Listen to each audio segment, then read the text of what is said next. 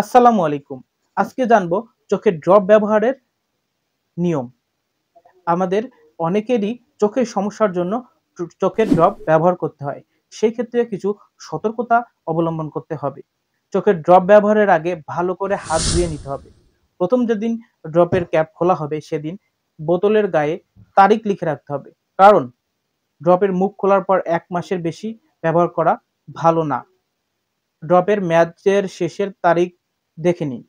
চিকিৎসকের নির্দেশিত তারিখের পরও যদি আই ড্রপ বেঁচে যায় তাহলে তা ব্যবহার করবেন না। আই ড্রপের বোতলটি যেন চোখ লেগে না যায় সেদিকে খেয়াল রাখুন। কোনো কোনো বোতলের মুখের কাছে একটি বাড়তি রিং আকৃতির অংশ থাকে। ড্রপ দেওয়ার সময় এটি খুলে না ফেললে চোখে আঘাত লাগার ঝুঁকি থাকে। এরকম রিং থাকলে চোখে ড্রপ দেওয়ার আগেই সেটি খুলে ফেলে দিন।